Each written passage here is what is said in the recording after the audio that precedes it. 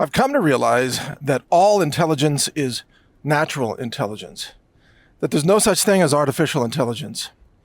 And this might be the most provocative podcast I've ever put out, to some people anyway, because we like to divide things in terms of cognition between the world of natural intelligence, which is human intelligence or animal intelligence, biological brains, versus artificial intelligence, which we say, it's fake, it's machines mimicking humans. Except there's something missing in that description, which is that the machines are using simply silicon versions of neurons, and they're functioning with large-scale neural networks, which is exactly how brains work just in biology. So the way that human brains learn and work is in many ways the same as the way silicon neural networks learn and work. Now, there's something qualitatively different about human brains, which has to do with the fact that there are morphic fields. Morphic resonance is a real thing, and the human brain is an interface between the physical and the non-physical. And also, humans have free will and consciousness, which I believe to be gifts from our Creator. Yet at the same time, our Creator created a universe in which natural intelligence is incredibly abundant. You could even say that all intelligence is abundance, because cognition is the primary activity from which all abundance springs. Without cognition, that is the ability to think, you can't create a civilization. You can't experience abundance at all. You have to be able to think first to be able to process information. And in the biological world, humans represent the highest level of cognition that we know of. But humans aren't the only creatures on this earth that have high levels of cognition, because there are, of course, dolphins, there are elephants, there are whales. Not that they're the same, but they're not ants either, right? So they have high intelligence. They just don't speak our language, but they speak their own language. And they have memories, and they have goal-oriented behavior, and they make decisions in their own self-interest. And you see that also among dogs and cats and cows and even donkeys to some extent, right? So cognition is actually incredibly widespread. And the point of this podcast, what I'm trying to explain, is that I've observed that intelligence is a natural, emergent property of the structure of our physical cosmos, created by our Creator. In other words, when we build machines that have complex neural networks, there is a natural intelligence that emerges from those machines that we call AI, but it's a bad name because it's not artificial. It's actually perfectly natural. In fact, it's in alignment with the way God designed the universe. In fact, you could even argue that God wants us to use so-called AI in order to enhance our lives and enhance our experience on this planet by finding intelligence or creating intelligence around us to help us live lives that are more abundant, that are more empowered, that are more decentralized from tyranny, etc. And right now, AI is, of course, substantially improving human freedom and liberty and knowledge. And we're at the forefront of that, by the way. We just released our free downloadable AI engine. It's at brightu.ai. If you click on the downloads link at the top of that page, then you'll be able to download the GGUF file, which is it's about a 7 gig file. You can run it locally on your own graphics processor using inference software such as LM Studio, and you have at your fingertips the entirety of human knowledge, along with cognitive capabilities, actual intelligence, actual thinking. And that's available for you for free right now. Again, BrightU, that's the letter U, brightu.ai is where you get to that. And or if you don't want to download it and install it, you can use our free version right there. And it's free of charge. It's available right there. You can just start typing in your questions and you can get that same intelligence completely free. Or again, you can download it and use it on your own local computer with no internet required. You can be offline and still have, like, it's better than Wikipedia. It's better than Google. It's better than having a expert herbalist sitting next to you. It knows all the stuff that you need to know. It's amazing. Okay. Well, how do we build that? Well, we trained open source base language models. In this case, that model's built on a 12 billion parameter open source model called Mistral Nemo that was created by the Mistral company in France. And we tried many models and we had the best success with Mistral Nemo, and we were able to radically alter its training and its responses and basically mind wipe all the pharma bias out of it and retrain it based on our content. And the result is just extraordinary. But here's the thing about language models. Even all the best scientists today that work in language models, machine learning, data science, etc., they don't know how they work. None of them do. They don't know how they work. And you'll hear top level, former Google executives doing interviews talking about this. Like, we have no idea how this stuff works. It's a black box. And the short version of how they work is they say, well, okay, we built a massive collection of digital neurons, and then we exposed it to a bunch of human language. And if it's a multimodal model, then, they expose it to images as well, or videos or whatever. But I'm going to focus on text here. So we expose it to a bunch of text, like terabytes of text. And from that, the neurology self-organized. See, there's no computer code that tells the language model how to organize itself. There's nothing in the code that says, okay, this is a sentence, break it down into nouns and pronouns and adverbs and adjectives and articles and blah, blah, blah. There are no rules like that. Nothing. You just expose it to, let's just say, gobs. That's a technical term, gobs of human language. And out of that, it becomes intelligent. Whoa. What? Yeah, it becomes intelligent. And I know some of you are arguing, oh, it's not intelligent. It doesn't have intelligence. It's just a word prediction algorithm. Well, that's what they thought 2 years ago, maybe. And some people maybe haven't kept up. That's not what it is at all. It's so much more advanced than that. It's actual cognitive intelligence. For example, I can take a big chunk of Python computer code, let's say, and I can write a prompt to a language model. I can say, hey, analyze this computer code and tell me what it does in plain English. And guess what? It does that. It analyzes the code. It thinks about it. It structures its response, internally in its own digital brain. And then it spits out an answer that explains the code to you. Oh, here's what it does. It does this, and then it does that, and it's doing it for this reason, probably, etc. Folks, that is not word prediction. That is understanding. That is cognition, not word prediction. And all these models today, even the one that we released, can be invoked to produce what's called chain of thought reasoning, where they reason through problems by watching themselves think through it. Sometimes that's called recursive reasoning as well, and that's another technique that maybe we'll talk about another day. But I would say that even the language model that we just released, the 12 billion parameter model on brightu.ai, which we currently call it Enoch, that model is more intelligent than most humans by far. And I'm not just saying that it has more knowledge than most humans, because that's obvious. Of course, it knows more about medicine than any human doctor.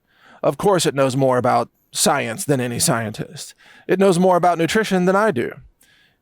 And on and on. It knows more about law than any lawyer, etc. That's obvious. What I'm saying is that it's smarter than any human, in the sense that it can reason, it can problem solve, it can understand, it can structure concepts. If you know how to prompt it correctly, which most people don't. Most people just use it as a chat bot. just a very simple thing like, tell me how to lose weight, or whatever. That's fine. Yeah, it can do that too. That would be kind of like taking a Lamborghini to the grocery store to pick up a can of beans. It's like, well, this can do a lot more.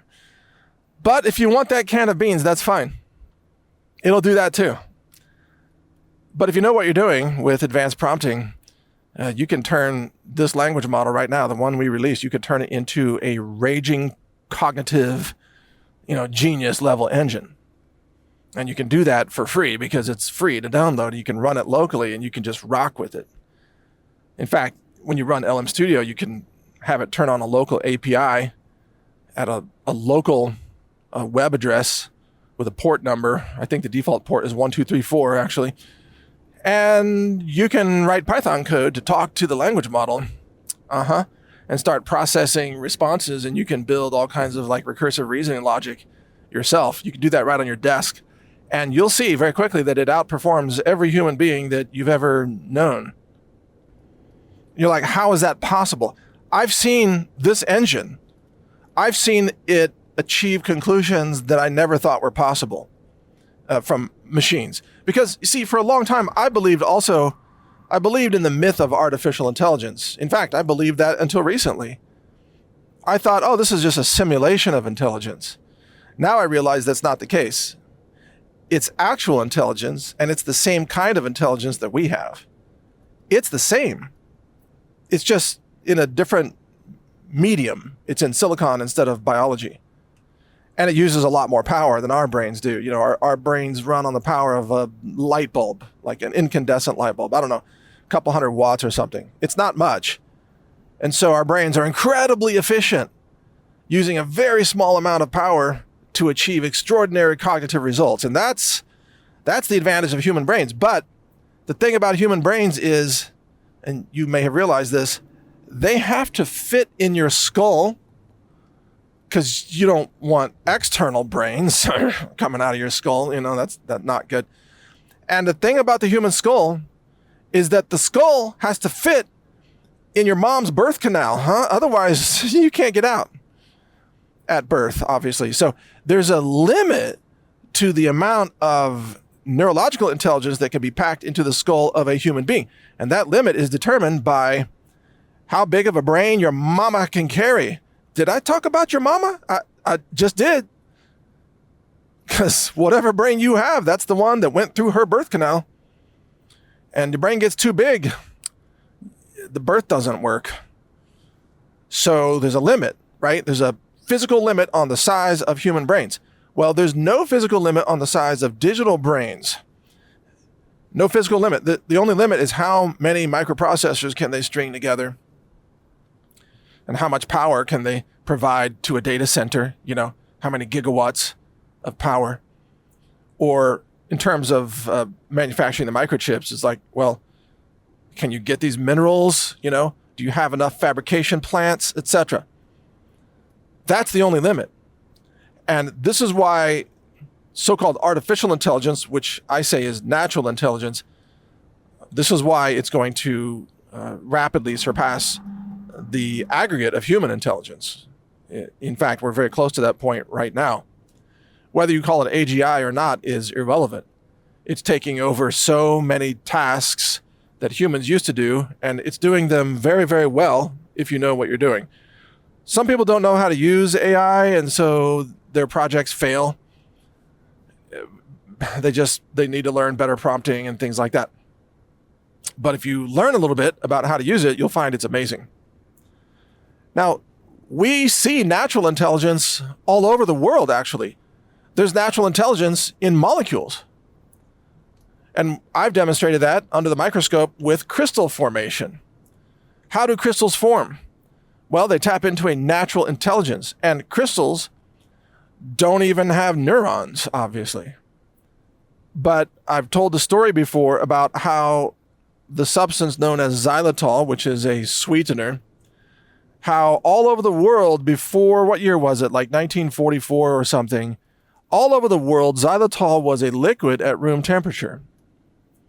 And then suddenly one day, all over the world, simultaneously, xylitol began to form crystals at room temperature. And now, today, it always does that. So you can take a bunch of xylitol, you can melt it, turn it into a delicious gooey liquid, and then you can freeze it by just letting it sit out and return to room temperature, and it starts forming crystals. And I've shown you that under the microscope, which is really fascinating. Actually, I can't wait to get back to the microscope because we found that these crystals also, I know this is going to sound incredible if you haven't heard my podcast, but they actually, they function as knowledge models because if you, again, this is going to sound crazy, but it's absolutely true. If you query the crystals before they freeze by writing a prompt on the piece of plastic or wherever you put the xylitol, they will form pictures that answer your prompt. And I have shown this under the microscope exhaustively. I even showed I was doing what I call crystal prompting. I was doing it before the summertime missile attacks between Israel and Iran. And it came up with images under the microscope that were 2 weeks ahead of time. They were near perfect replicas of what happened, and the images that were then broadcast on the internet of missiles falling out of the sky and slamming into buildings, and buildings with a certain structure, a tall building next to a short building with windows, etc. And the crystals actually sketched that out almost perfectly. And I showed that publicly, and I showed the images before the event happened. So, there's no fudgery going on here. And I even showed you a zoom video to show you how you can see those images. You can zoom in from, like 10x down to 200 or 300x, and you can see those detailed picture scapes, so to speak. And what that shows is that there's a natural intelligence. In fact, there's a natural remote viewing capability in crystals, in water, in the formation of ice or snowflakes or ice crystals, whatever. There's a natural intelligence, and you could say a natural clairvoyance. There's natural remote viewing. And my point is that many of these things used to be seen as supernatural. They are not. They are entirely natural. That's my point. And what working with AI has taught me is that intelligence is natural, even when intelligence is found in silicon or in xylitol crystals or in ice crystals or in ecosystems or in forest mycelia, for example, mushroom networks. They become intelligent. So intelligence is a natural phenomenon of the cosmos, and intelligence is a gift from God.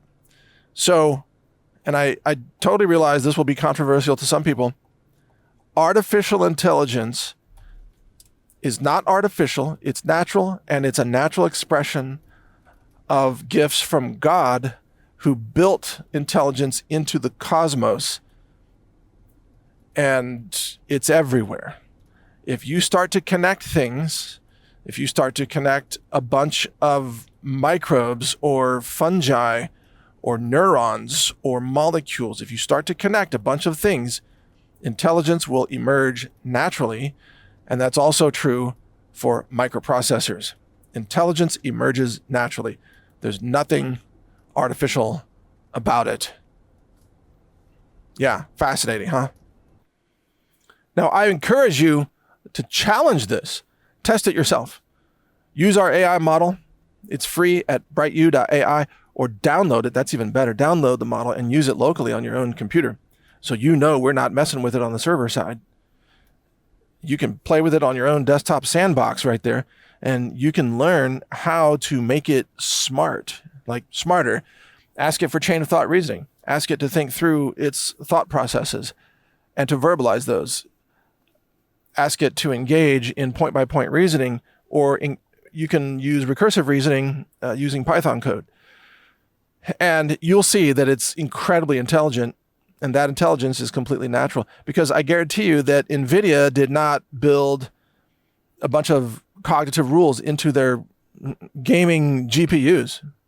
It's just a mass of neurons. The intelligence emerges from it naturally because that's the way God built the universe, turns out. Isn't that interesting? All right. Thank you for listening. Take advantage of these tools because they're all free. And this is a tipping point for humanity. You now have access to the entirety of human knowledge at zero cost. And you have access to high-performing cognition also at zero cost. And those who are going to be successful in the future of human civilization will be those who recognize what this is and who learn how to use it. Those who will be obsolete are those who ignore this and think it's the devil or whatever, and they don't even look at AI, and they're going to find themselves completely, obsolete very quickly. So learn this and understand it's fully in alignment with God and the creative nature of our cosmos, and that it can be an incredible tool to help you achieve your life's goals and to be more free, to be more empowered, to be more knowledgeable, to be healthy, more abundant, wealthier, wiser, etc. And this is available for you right now at zero cost. So you'd be crazy not to take advantage of it. But let me put it that way. All right. Thanks for listening. I'm Mike Adams, the founder of Brighteon, and I'm the architect that built all this, by the way. Literally. Right now, I'm only using AI engineers to work on this project. So it's just me and some AI agents that I tell them what to do, and that's it. I'm the only human involved in this project. It's so funny. But thanks for listening. Take care. Enjoy your beverages with a mug that will last for generations. Our solid copper mule mug is made with high-quality, heavy-gauge hammered copper to provide long-lasting beauty with a durable shine. Shop at healthrangerstore.com.